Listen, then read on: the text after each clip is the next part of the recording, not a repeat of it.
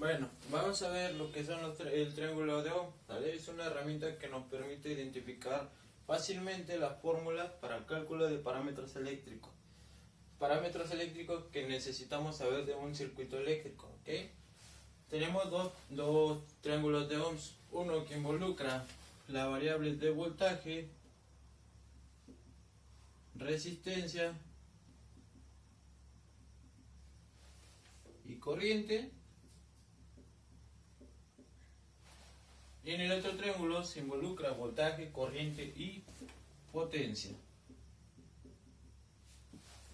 Las unidades de medida que se manejan para estos triángulos, para corriente tenemos el ampere,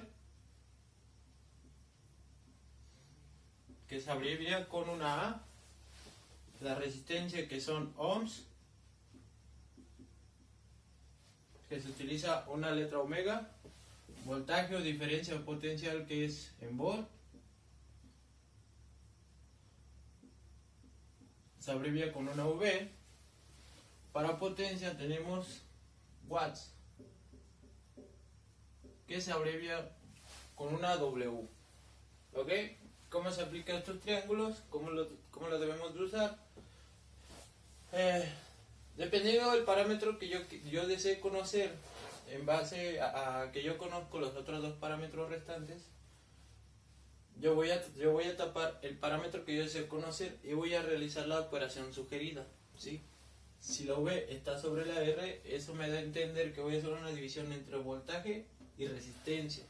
Entonces, si yo deseo conocer la resistencia de un circuito en base al voltaje que se le aplica, y si yo conozco la corriente que se le aplica al mismo circuito, entonces tapo la R y voy a hacer la operación sugerida, que es voltaje entre corriente. Con eso yo conozco la resistencia.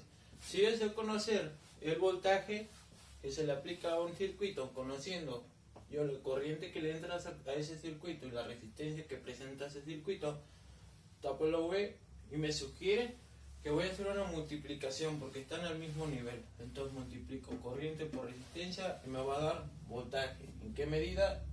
En volts, ¿sí?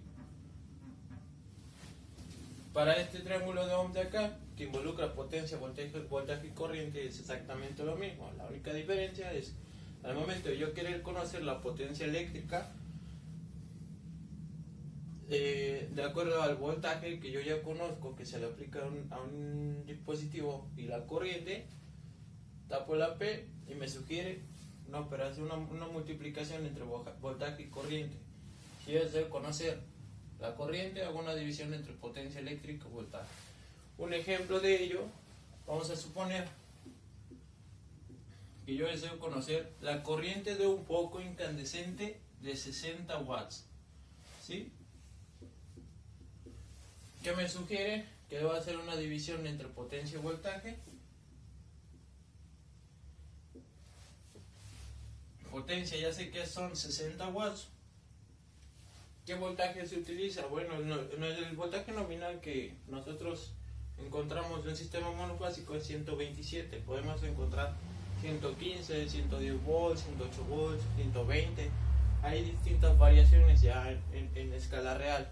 Pero la que se utiliza habitualmente es la de 127. ¿Ok? Esto me va a dar un resultado. Este resultado que me arroja, nosotros sabemos que es en ampere. Es importante recalcar las unidades de medida, ya que hay distintos prefijos de notación científica que son miliwatts,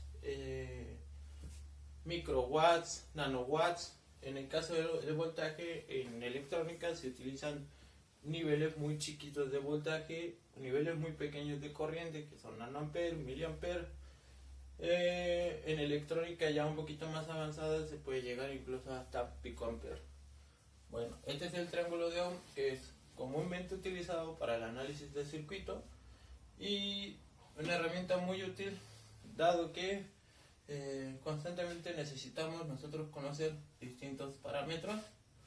Entonces, en base a los otros parámetros ya conocidos, ¿ok?